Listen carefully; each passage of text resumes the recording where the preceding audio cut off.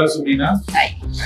ఈ రోజు చాలా మంది ఎస్పెషల్లీ యంగ్ బాయ్స్ వాళ్ళకు క్యాన్సర్ ట్రీట్మెంట్స్, కీమోథెరపీ లేకుంటే పెల్విక్ రేడియేషన్ లేకుంటే టెస్టిక్యులర్ ట్యూమర్ ఉన్నప్పుడు ఒక టెస్టికల్ తీయాల్సి వచ్చినప్పుడు వాళ్ళ ఫ్యూచర్ ఫ్యామిలీ కోసము ఎలా ప్లాన్ చేసుకోవాలి మాట్లాడదాము. సుమీనా, వాళ్ళకు ఉన్న ఆప్షన్స్ ఏంటి అండ్ వాళ్ళు ఫ్యూచర్ ఫ్యామిలీ కోసం ఎలా ప్లాన్ చేసుకోవాలి? So this is a very delicate question. ఈ రోజుల్లో చాలా చిన్న వయసులోనే క్యాన్సర్స్ బయటపడుతున్నాయి. ముఖ్యంగా చిన్న వయసులోనే అబ్బాయిలకు ఐదర్ సర్జరీ చేయించాల్సి రావచ్చు, లేదా కొన్నిసార్లు కీమోథెరపీ, రేడియేషన్ ఇటువంటి ట్రీట్మెంట్స్ అవసరం పడవచ్చు. సో ఇందులో మనం గుర్తుపెట్టుకోవాల్సింది ఏంటి అంటే, ఈదర్ కీమోథెరపీ ఆర్ రేడియేషన్ ముఖ్యంగా బాడీలో ఫాస్ట్ డివైడింగ్ సెల్స్ని టార్గెట్ చేస్తాయి. సో ఇట్లా ఫాస్ట్గా డివైడ్ అయ్యే సెల్స్లో క్యాన్సర్ సెల్స్తో పాటు స్పర్మ్ సెల్స్ కూడా ఉంటాయి. సో ఈ chemotherapy, radiation and of course testicular cancers, retroperitoneal lymph node dissections, sometimes even prostatectomy sperms or sperm నంబర్ని కూడా ఎఫెక్ట్ చేస్తుంది.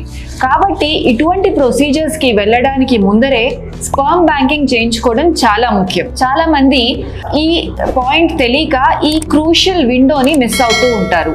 యాజ్ కంపేర్ టు విమెన్, మనం ఎగ్ బ్యాంకింగ్ చేయాలి అంటే వీళ్ళకు 10 days ఇంజెక్షన్స్ ఇవ్వాలి, అనెస్థీషియా ఇవ్వాలి, ఎగ్స్ బయటికి తీయాలి.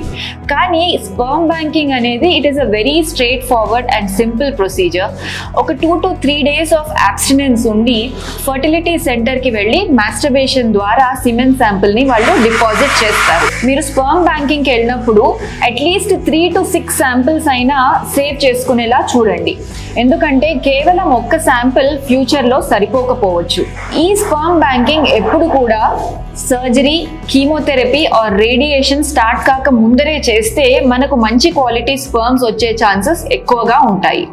కాబట్టి దిస్ సింపుల్ అండ్ పెయిన్లెస్ ప్రొసీజర్ని అందరూ ముందరగానే ప్లాన్ చేసుకుంటే తర్వాత వారి ఓన్ జెనెటిక్ మెటీరియల్తో ఫ్యామిలీని, బేబీస్ని ప్లాన్ చేసుకోగలుగుతారు. కానీ సుమీనా, కొంతమంది patients already chemotherapy cycles start చేసుకుని రియలైజ్ అవుతారు దట్ వాళ్ళు స్పర్మ్ శాంపుల్ సేవ్ చేసుకోలేదు.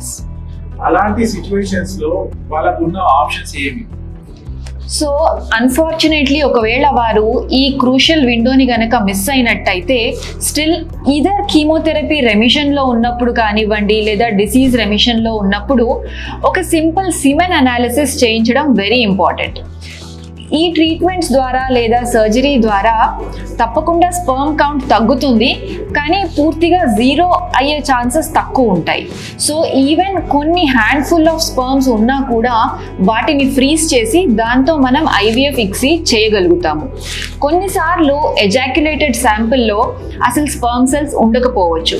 అలాంటి సిచ్యుయేషన్లో surgical procedures like teaser are మైక్రోటీజే, అంటే సర్జికల్గా టెస్టిస్ని డిసెక్ట్ చేసి మైక్రోస్కోప్ కింద ఒక్కొక్క స్పర్మ్ ఉందా లేదా అని గమనిస్తూ మనకు దొరుకుతున్న కొద్దిపాటి స్పర్మ్స్ని కూడా ఫ్రీజ్ చేసి దాంతో IVF ఇక్సీ చేసుకోవచ్చు. చాలా చక్కగా చెప్పారు. సో యంగ్ మగవాళ్ళు క్యాన్సర్ ట్రీట్మెంట్స్ జరిగినప్పుడు స్పర్మ్ బ్యాంకింగ్ ఒక ఆప్షన్ ఉంది. ఆల్రెడీ ట్రీట్మెంట్ జరిగాయి అండ్ స్పర్మ్ కౌంట్స్ తక్కువ ఉన్నా కూడా వేరే మైక్రోటీసా, మైక్రోటీసా అండ్ వేరే ఆప్షన్స్ కూడా అవైలబుల్ ఉన్నాయి. ఈ సైంటిఫిక్ అడ్వాన్స్మెంట్స్ లో మనం ఉపయోగించుకోవాలి. Thank you.